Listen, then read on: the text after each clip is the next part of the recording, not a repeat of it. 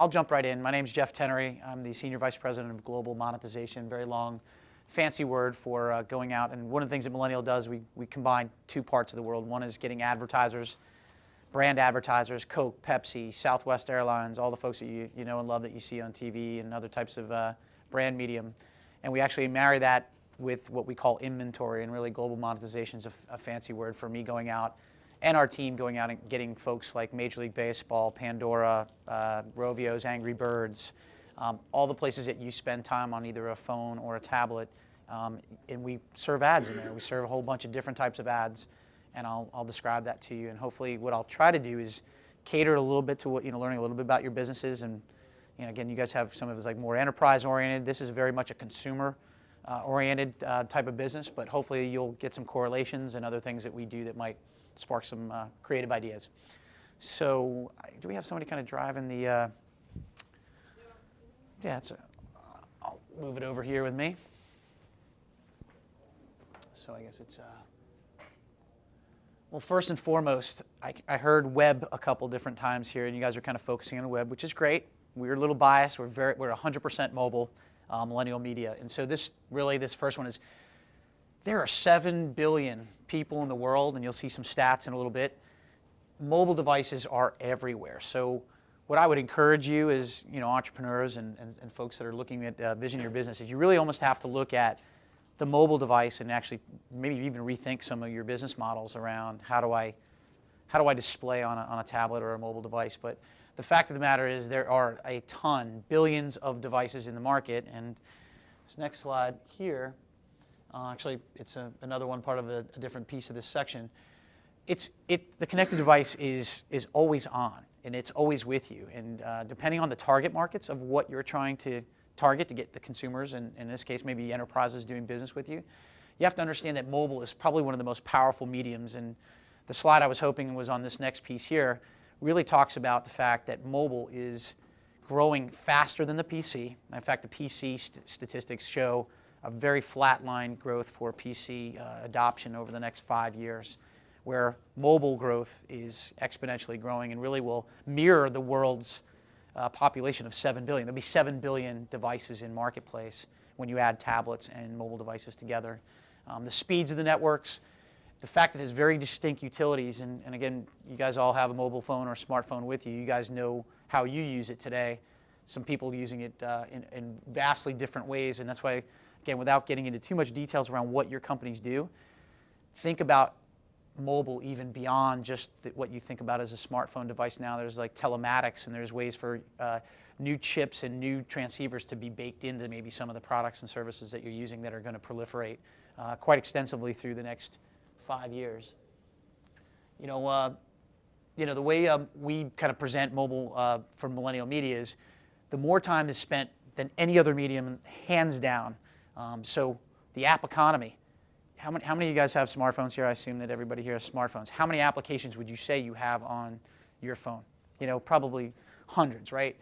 So again, if you're not thinking about, and I say this to you again, not to be offensive or insult, is that a lot of folks are coming at this from kind of a digital world and kind of going at it from that vantage point. What I would encourage you to do is look at mobile and kind of work maybe off of the mobile device to actually back out. Your business is a little bit more tied to smartphones specifically, but whether it be healthcare, real estate, architecture, kind of working that backwards. Our expertise and what Millennial does is we basically mirror those two worlds. We take an advertiser, we take it with a publisher or a developer, we bring the two together. But really the big piece of our business is how do we extract great data? And the way we do that today is we have what's called a software development kit, a piece of code that goes inside of an application or on a mobile website. And what that does is it allows us, again with the permission of our partners, to basically see the types of things that people are doing on their mobile phone. Tells us a lot about what carrier that they're operating on, tells us a lot what country they happen to be traveling in. Location data is absolutely the #1 differentiator of why mobile, which again is obvious, it's mobile, it's transferring with you where you go. But that mobile device actually takes you into a whole different realm of analytics. Again, what I did here is a common theme between really all the businesses here is you guys actually collecting and building data warehouses and databases. How do you take mobile analytics and how do you bring that back? And Mobile advertising is a great vehicle to do that. We help a lot of companies by telling them what their users are doing, how they're behaving when they're engaging with an application or a mobile web, and specifically to advertisers. We have over 400 million uniques that we see on our platform, so it's a whole lot of data. We know what people are doing, not only in the United States, which is about 160 million of that, but also we see it across 7,000 devices. We see it in some of these numbers are a little bit dated. We've got over 40,000 applications and mobile websites. We see billions of what's called a page view or an impression, so we're seeing them quite often. And we work with the top advertisers in the world, so we know what Coke, Pepsi, Nike, Southwest Airlines, all the big brands that are out there, we know how they want to reach the end users. How many of you guys have what you feel like a location-based product service that's going to location would be a critical part of what yours clearly had, because you're talking about taking the mobile device and kind of blowing up the screen and making it available to a certain segment. But how many of you guys are looking at location right now and how maybe location fits on yours, like architecture in construction that's happening maybe along the lines of how that location works? And so again, mobile analytics and the data what you're warehousing is very, very valuable to a company like ours. We work with most of our publishing partners, a Pandora, a Rovio, Angry Birds. Think about some of your favorite apps that you have on. What's your favorite app that you have on your phone right there? What do you play the most? What game do you play the most? What do you? I actually don't. I surprisingly like the most on this app is Google Plus. Okay. Actually seen it. I think that's the cleanest, best app I've actually. Okay. I don't like the web Google Plus. Sure. Yeah. Anybody have what's your favorite app that you have on your phone, or even your tablet there? Gosh, I work so much. I don't do anything like. You guys are so knee deep in there. Like, what are you doing playing games? There are a lot of games. Obviously, it's a lot of eyeballs to us in the advertising world. So we like games because a lot of folks are spending a lot of time in it. They're engaging it, whether it be a train station, airport, different locations. But my point to you, kind of bringing it back to what's important for you as entrepreneurs, is how do you reach whoever it is you're going to reach? And a lot of times you may, if you're just thinking, and I'm pointing to you because I heard more web in your product than the rest of the group, is how do you get to the right person at the right time? And mobile is really the only way for you to do that, which is giving us at Millennial a really great opportunity to compete against Google and Apple and other folks, because we understand better than anyone in the industry on how to get to the consumer at the right time. You see that as kind of a retail offering. So this is just a slide to say, hey, as you're planning your business right now, are you going to use an application? Are you going to build a mobile website or a mobile-enabled website? Those two things, you should think about how you can incorporate advertising. And you say, well, Jeff, I don't plan on offering up a Nike ad or a Pepsi ad to a consumer, because my consumer isn't that place to be. But I think if all of you have at the Element some sort of platform that you're pulling in this data about users, whether it be an architect or a construction worker or the healthcare industry, whoever that enterprise or user is, you should still think about advertising. And you say, why, Jeff? Because I'll never put advertising in there. Because even advertising, Nike, Coke, Pepsi, will never be relevant to your end user. You may have other products and services that you may want to promote within an application or within a mobile website, even if it is an enterprise. So even having, and you say, well, wait a minute, Jeff, what does that mean? It's like, well, you might have other sub-products and other types of cross-promotional things that you do. You don't have to ever run anything that's a consumer advertising. You could just have messaging that's available to you that might have your consumer. It could be just using an advertising medium within a particular app or mobile website that instructs your users how to use your product better or your service better. So I encourage you, as you build, or at least think to build out, what your mobile strategy needs to be. Think about it before you actually go into the construction phase of building an app or building a mobile website and going mobile.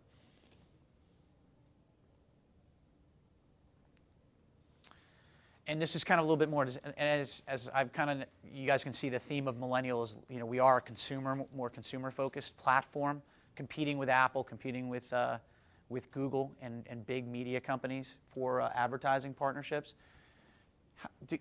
Just kind of going through again, how many of you guys have any consumer, retail-oriented customers that you guys are building your companies around? Probably not. I mean, this probably doesn't feel.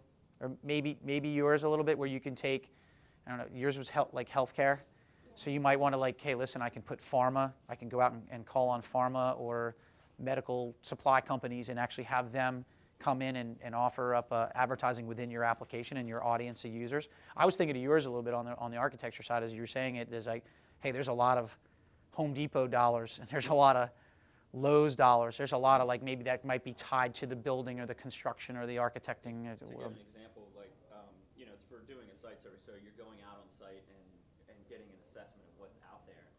And we'd already, thought about the ideas of integrating with certain partners that would be able to put their goods or services in there and be able to drop those into the floor plan or whatever, and be able to present that to the client or to whoever, so there's possible ways to connect that. There, absolutely. And so, really putting aside whether we have, big brand advertisers or we have big, cool publishing partners that we actually put the ads on, just peel all that back for a second and just say, what's going to be your relationship with whoever your end user customer will be, and how is mobile going to give you an opportunity to interact with it? And maybe as you kind of look at my presentation's kind of skewed towards, more of a retail consumer focus is what we do.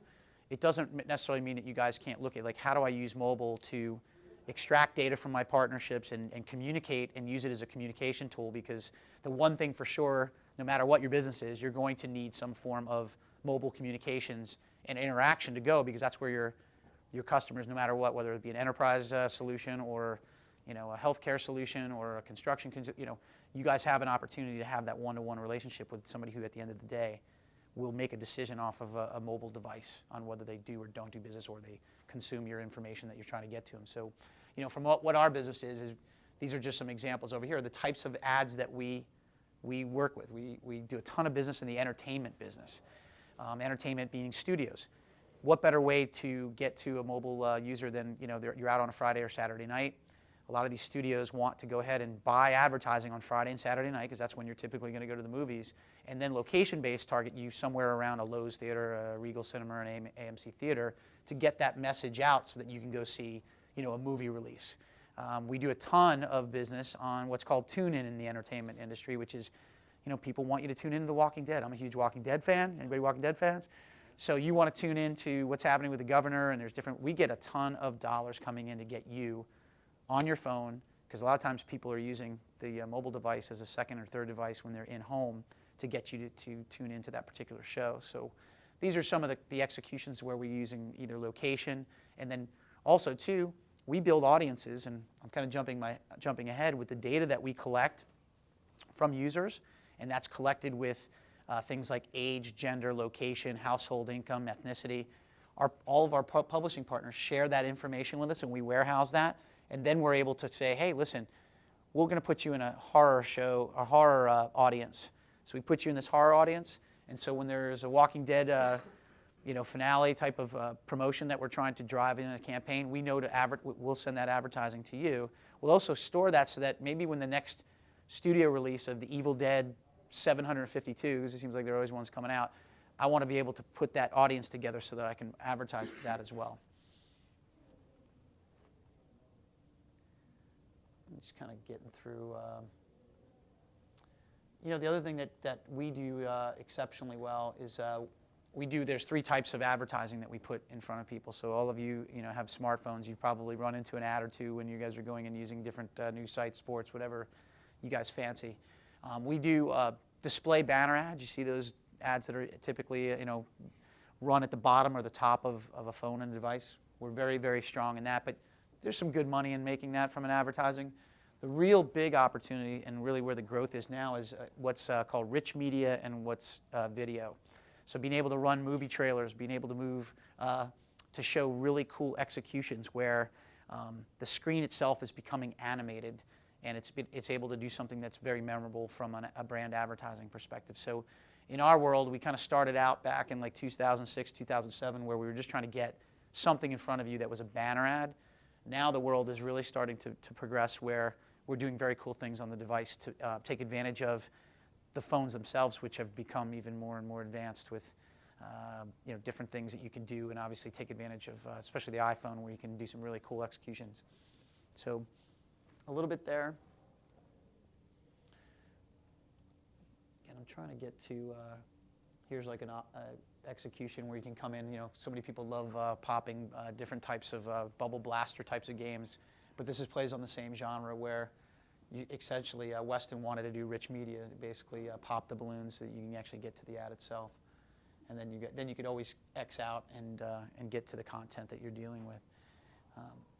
But that's where, you know, video. We do a ton of business in the automotive industry, so. You know, we spent time with GM last week in Detroit, where they're looking very much at how do I get interactive video to be a part of showcasing all the great new cars that are coming out. Their OnStar service is another big part of their plans. But the idea of using video and being able to show things that you typically see in an online world, typically see in a broadcast world, for us, we've taken all of that and brought it to the mobile device, and we do really an exceptional job of taking very cool creative and matching it with the data that we're getting on the users. I'm trying again, knowing, you know, it's one of those things when you get a presentation like this that's kind of a little bit off from what you guys are looking to do. Let me stop for a moment and let you guys ask some questions that maybe I can go a little bit more relevant to what we do, or maybe some offshoots to what we do that might be of interest to what you guys are doing. Maybe I'm thinking like, since I guess I'm doing healthcare IT, so I may push ads to my potential users because I'm selling to potential individuals. But I'm thinking, will that turn them off from, like, distract them from focusing on whatever we do? Do you think there's a potential? Without knowing kind of the utility of what your application or your mobile website might do, I think that all comes down to targeting. And, you know, companies like ours, making sure that when you do exchange, you know, look or make an ad call to try to get an ad into the content that you're dealing with, that it's properly targeted, right? So it's like anything else. We don't see an annoyance factor when we do a good job of targeting against the audience that we're working with. So depending on the types of product, services, or whatever we're advertising, it's really going to be important for you to kind of sit down and work with a company like Millennial, and so we understand the audience, and we know that we're not going to serve, you know, a car ad to somebody who is not in the market for a car, or, you know, we quite frequently, we have a lot of youth users, right? So somebody who's between the ages of 12 and 18, or even 12 and 15, right? If we know that they're in that age range that's above 12, should I be even advertising a car ad to them? So like making sure that the ad is very relevant and that you have a good exchange of the type of demographic or information you have about the user gets shared anonymously, and with, of course, the permissions of the end user. You guys pass that along. We can create a much richer experience of what should be shown, what type of placement you put in, when do you serve the ad. These are all things that kind of go in advertising, of making sure you're not hitting them with the wrong ad, wrong place at an annoying point of the user experience that could cause them to lose faith in your product, your service. But you had a question as well? Yeah, I think maybe I was thinking more about something more, remember the little paperclip in Windows, I guess, when you were using Microsoft Yeah. Office or Office or something. If I was to do something that would save me a lot of money and having like a sales rep go out to the site and integrate, you know, certain functionality to tell you about certain features as a person wants to start to use them. Yep. Do you all do things like that? It seems like you're going to pull the same sort of data as you would from like analytics. Is that something that Millennial does? When you say, like, in this case, you would hire a direct salesperson, go out and sell advertising on the content, like in this case, your site or your user. So you were kind of mentioning like selling or marketing or advertising like your own features within products. Oh yeah, yeah. Let's say if when somebody was using my app and when they were using it in a certain fashion or in a certain place, like where the network went down, I would Yeah. want a little pop-up to come up and say, did you know this feature was here or something? Is Yeah. that something that you all do in advertising? You know what we do is we would have kind of the mechanics and the plumbing for you to be able to do that. So like Millennial, you could sign up. When you sign up with Millennial, there's no cost to do so. There's no fee. There's no SaaS. It's just basically you can sign up, load some code and software that we provide called an SDK, and then you can run those types of ads when you want to be like, oh no, our network's down or something's wrong. Let's go ahead and send this message up. You can load that up as if it's the same kind of cool ad that you see here, and be able to load that up and say, hey, click here to get to this, you know, landing page. It's going to tell you exactly what you need to get through this particular issue. So you can, you know, you think about it even like emergency services, and like there's a lot of different applications that don't need to be consumer retail oriented, Although you can supplement that from a revenue perspective when maybe you feel like the user experience would warrant that, right? Because you have that. I So was gonna follow on that question is like taking it a step further is, you know, with the SDK, can you connect that to certain things? And this kind of ties into another question I had, but let's say, for instance, and this might be relevant to you, Jared, like, let's say they're on site and they're making notes about hardware, like certain doorknobs or electronic hinges for picture with a note, yeah. or key and certain brands could be popped up, you know, at that point. Of course, or, absolutely. populated with that. And to take it kind of a step further, I noticed the trend that you were showing there, where you know it's changing from just banner ads and relative banner ads to using location as your big differentiator. Yep. I know Paul echoed that. I saw him speak the other day at the tech breakfast, and I really believe that it's like huge. I mean, and where do you see the technology going for location on an overall basis? Is it I know it's getting tighter, like more micro. Yeah, we call hyper. Yeah, hyper. So like you're in a grocery store and you're in the aisle Mhm. buying soup, and like you're getting ads for soup because it knows you're right next to the soup. And that's it. And by the way, we're not there yet because there's just not enough of that education because mobile's still new. But the technology is getting better and better. So while hyper location, which is something that we do, we take it down to lat long level, which gives you the opportunity. It's very much part of the execution plan of what we do. Like, and I won't say the names because I know we're being recorded here, but think about your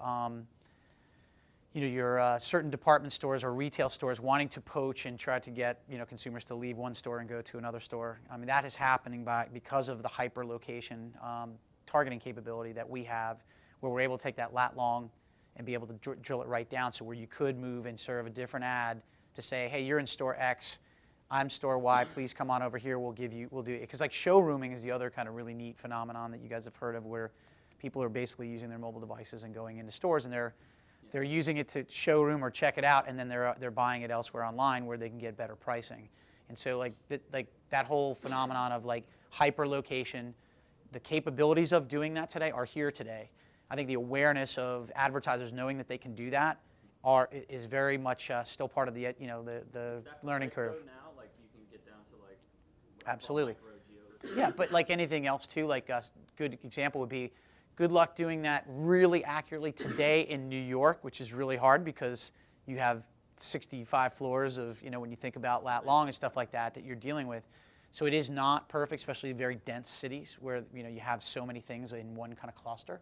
So it's not, and part of it is going to be the networks need to get better, and everybody, 4G and the next, level of LTE and the speeds of the network, that's all going to play a role in it. But right now, very much so, construction sites, of knowing where somebody's on a construction site and maybe serving up a certain, that project has this type of need versus maybe another project having a different type of need to serve up a message or an advertisement. Is that something that's included in the current SDK, or is that like for the future? No, we absolutely, in our current SDK today, we have what we call hyper local targeting capabilities, which is lat long. Now it's all predicated on the partners, which the part of the house that I manage for Millennial is the relationships we have with the content providers, the application developers, the publishers, your news, sports, weather, all the places that you go to on your phone. They need to pass us with consumer permissions, that location permission to send it. So that's why a lot of times when you download an app, you'll see, will you allow me to chart your location, or do I have permission to use your location? How many of you guys hit yes on that when it comes up on the app? Do you guys get a little spooked by it? I mean, do you get a little scared by it? I personally, again, because I'm in the business, I know it's an anonymous, charting of it, and I don't mind because I'm in the business, but I don't mind being served up a relevant local ad. What percentage of people do that? That accept it. It's all generational and it's all age. So you would see, and the name of our company was really born out of the millennial generation. So if you see a sub 30 set, very, very high percentage of allowance, you get 50 plus. It's a different percentage. Obviously, it gets less and less as you get older. But the younger generation, which is obviously flooding the mobile market, and if you look at the amount of smartphones in the 50 plus versus 30 under, obviously very much proportionally swung towards the 30 under. So it's far more permissions in that age range than it is above. But that's curious to say, like, nobody, you guys always hit the don't allow. It's okay if you do. I'm not going to hold it against you. I'm not going to hold it against you. Yeah, most of the time I just shoot unless it's like productivity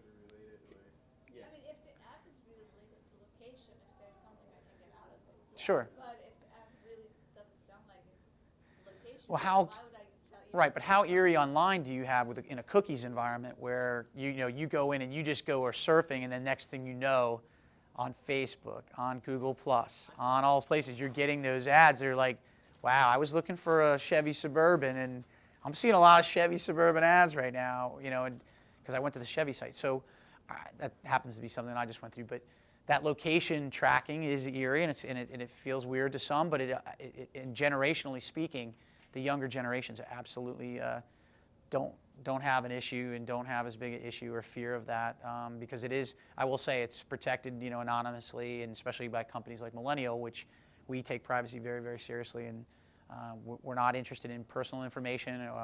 We don't accept any of that type of what we call PII data. We really are looking for age, gender, location, and then really triangulating all that information. In fact, I don't know if it's in this later slide, but this is kind of maybe going to how you guys think about warehousing your data. We have 4 key kind of areas that we create a graph around how we target and how we build audiences. The first is like this interest graph. What are the topics and the influencers of what you're grabbing? Like, what kind of content are you consuming? Are you on a shopping application? Are you on a sports web page? It's taking some of that information, looking at your social graph. Are you a Twitter? Are you Facebook? Are you LinkedIn? Where are you at in your social media consumption? Because we get a chance to see that again on the device that's being shared. The key here is the location, the time, and graph, or place and time. Is that if I see you every single Monday at BWI Airport, and then I see you every Friday at BWI Airport, you clearly, and then other places in between, I could put you in a travel set. Auto intenders, if I see you on a car lot, which I can do because of lat-long capabilities, I know that you're on a car lot, 2 times, over the last, week, that I might put you in an auto intenders that you might be out shopping for a car. I also do that because I saw you on Cars.com and Edmunds and maybe other types of publishing content that's available. You might have tweeted about it. You might have put something where you liked a Chevy Facebook page, or made some sort of comment within a social means. And then the mobile device itself also gives us very important data. Are you iPhone and Android user, or a BlackBerry or a Windows 7 user? This also gives us things like country and IDs that are associated with countries and with carriers. There's a lot of carrier targeting. People want to know that you're a Verizon user, maybe more so than a Metro PCS user. And so there's lots of different ways to take all 4 of these items, put them together. And this is what our secret sauce is. This is what Millennials worked 7 years, started around the corner here in this building, building these types of profiles where we know this about you anonymously with your permission, and we're able to kind of put this into different audiences. And that's, I think, the next slide. Or this is another place to say, hey, the location is really, really important, because I'm going to track you from when you go to the coffee shop, when you're shopping for books, when you're moving maybe back to the office, all different points in time of what you do during a day. And mobile's the only medium for you to be able to do that, right? So again, this kind of goes back to, if you weren't thinking about mobile, and if you are interested in kind of extracting important information and building data warehouse and CRM yourself, it's important for you to use mobile as a way for you to gather that data. And in this case, for Millennial, this is really the integral part of how we go to an advertiser and say, you buyer at Pepsi, here's why it's important for you, because we know basically the best time of day and the best place to be delivering this ad to you. And then we know the type of user based on these types of things, because the type of audience I might put you in.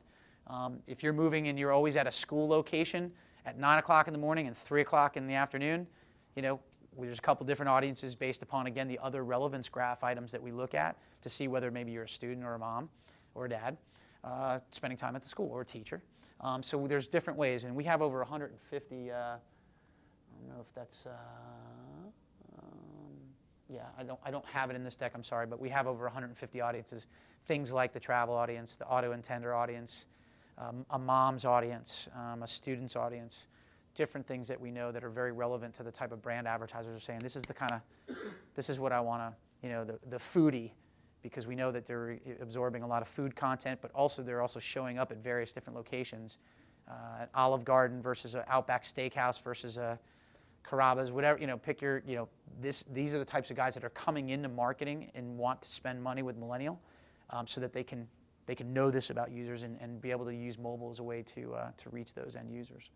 This is just a slide that we use. This is the type of ads these are the places that we go out and get the ad space or the real estate within a particular application or mobile website. So these are probably the ones that maybe you're using or frequenting on mobile web or downloading onto your device. So Millennial, we have one of the most robust and diverse portfolios. It's 40,000 applications, tons and tons of opportunities to both deliver a great ad and also to have consumer data that's permitted to be able to be shared with us, to be able to pull that back into the platform so we can make the platform better and better each time. So other questions? How about on this side? I know you guys, was that my last slide maybe? Maybe. Nope, it isn't. Whoa, where am I going? Took a while, sorry.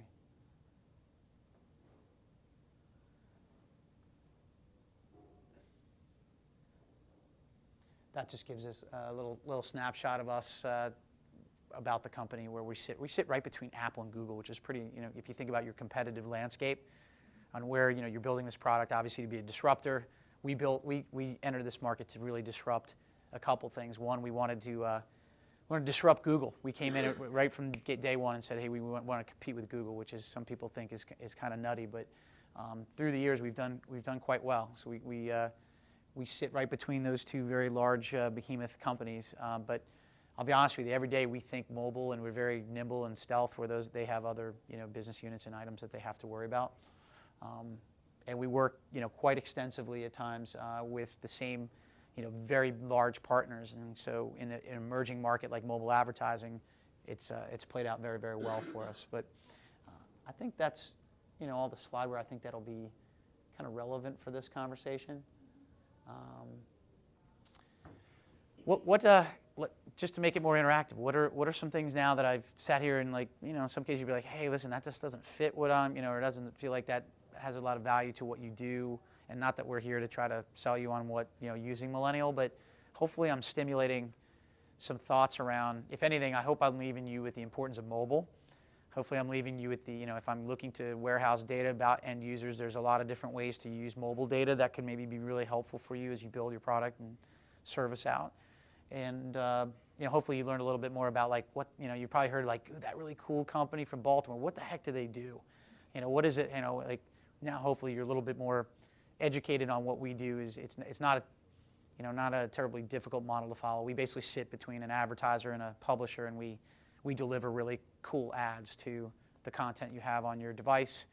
We see the device as being much different than a tablet or a smartphone. It's going to be TV here shortly too.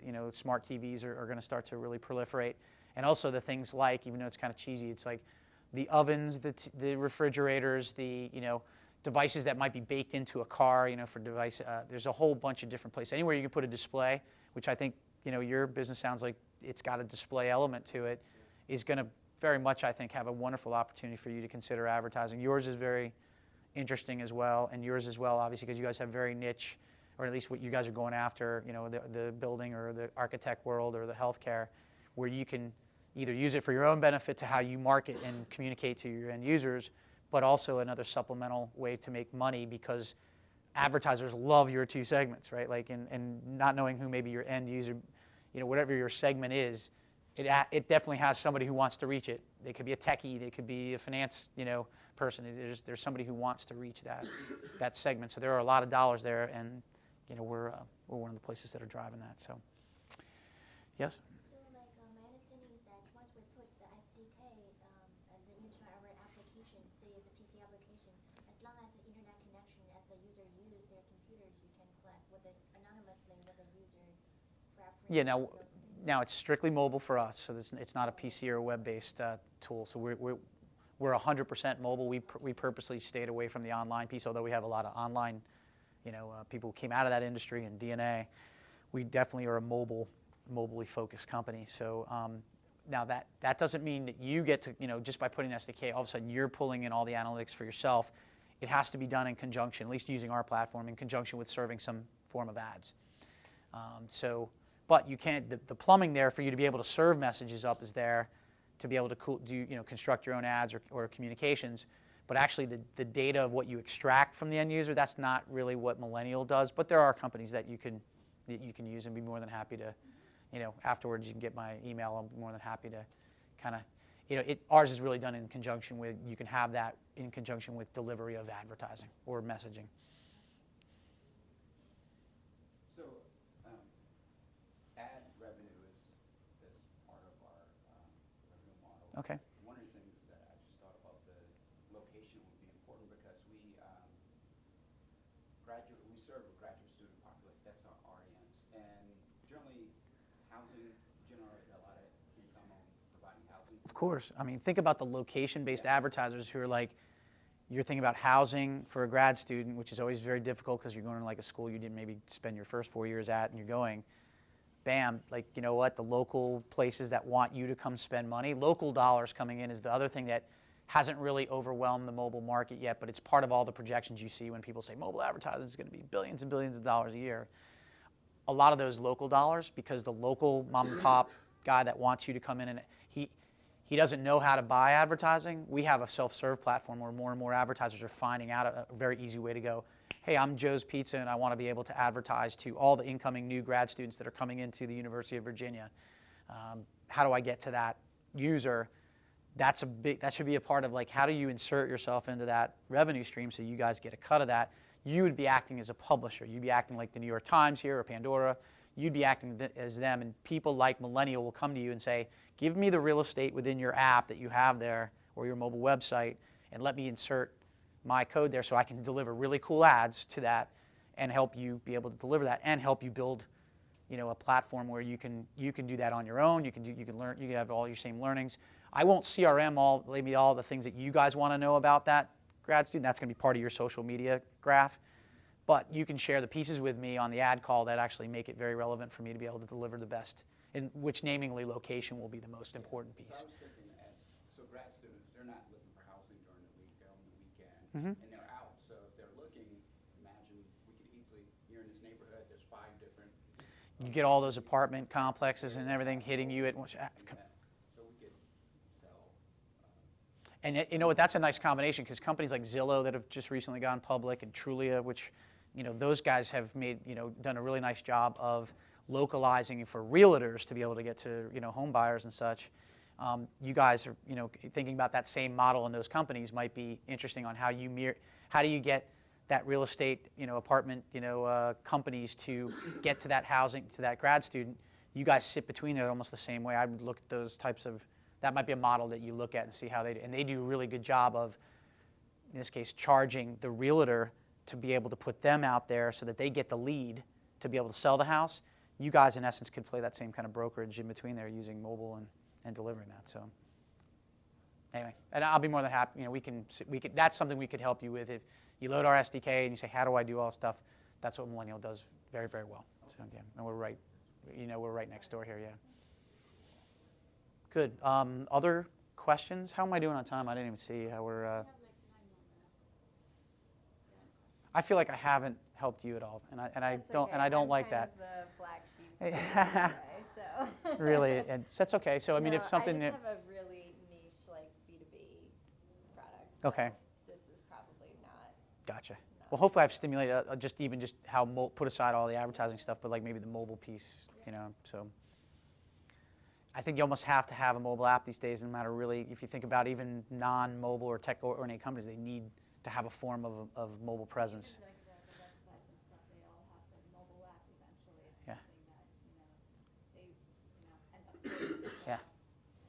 Well, if you think about, the last thing I'll leave you with is whether it's advertising. I mean, advertising is the reason why everybody's showing this crazy trajectory, 15 billion by, next 2 years, it's because it really hasn't broken open quite yet, It just hasn't broken up.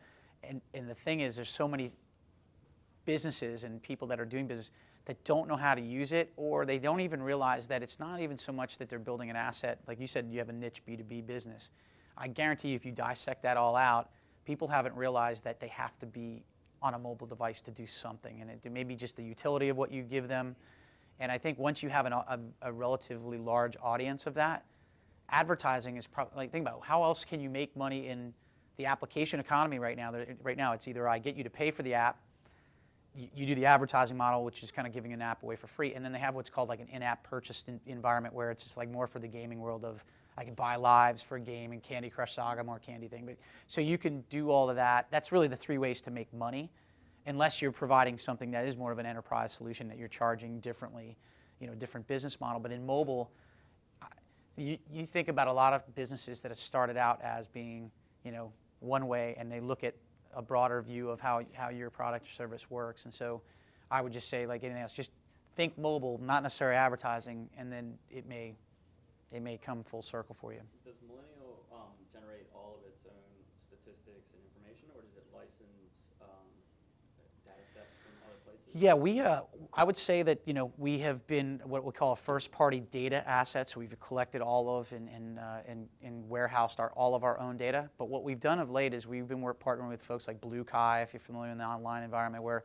people have third-party data and they want to share it with us so we can cross-reference to make our profiles and our audiences that much stronger and more relevant. We've started to do that as we've grown to a certain point now and matured enough where we are getting a ton of data in, and there's other companies out there that might have something a little bit different for us to cross-reference. It makes sense for us to overlay that Yeah, I was into it. noticing like a lot of this stuff revolved around like the profiles that you had been building for the last 7 years, you were saying. Yeah. And there's probably, as you get bigger, more niches that you can go into. We have like 150 audiences that could even be broken into sub-audiences, and that's what it is. It's like saying I want the horror movie enthusiast, or I want the auto intender that's male who's 18 to 34 years of age, that is a sports enthusiast who travels frequency. I mean, you can kind of get to the subsets of the audiences that we have. Obviously, as you do that, it kind of sometimes it defeats your reach purposes. But we're so scaled now. We have over 400 million unique users, so there's a lot of way to slice and dice to get to those. And that's what I was thinking. Like, I guess my original thought and question was like, let's say I had a very specific but very detailed understanding of a niche, like construction companies, Yeah. or even subcontractors to construction companies, and they buy a lot of materials. I'm telling you now, Home Depot and Lowe's would love to get the content that you're going to amass here in the audience. And not necessarily advertising inside of my application, Mhm. but using the data. The data. And that's what I was kind of wondering. Like, We're a little bit farther behind. And I say we, the industry is farther behind than taking kind of raw, I'll say raw data, but it's coming in. That data, though, in an advertising model, so that I can go ahead and show a Home Depot ad to you, is easier to be done to use the data that way, as opposed to just giving me the raw data and me just crashing up against mine, and that's like doing it. And largely, more so because of the business model is just not, I don't know if like, what mobile hasn't fully proved out yet is that much data, because I already have a lot of data. Like adding that little cherry on top, is that going to, is it going to help me get the next dollar of revenue? And I think that's, and it will I think it'll happen. It's just not there today. Big enough industries, but yeah, I think it sounds like you guys are going more towards like the Internet of Things and kind of going in that direction where it's much broader. Although, yeah, much better than the internet. Consumer-based Yeah, audience. the location piece in mobile is just really differentiates. So, anyway, I will sign off for now. Are we good? Are we good? Excellent. Thanks for having me, guys. And we're right here next door. So if there's anything you guys want to come knock on our door and come visit us, we're big fans of ETC and seeing you guys all be super successful. And hopefully we've blazed a few trails to help you guys along. So thanks for having us.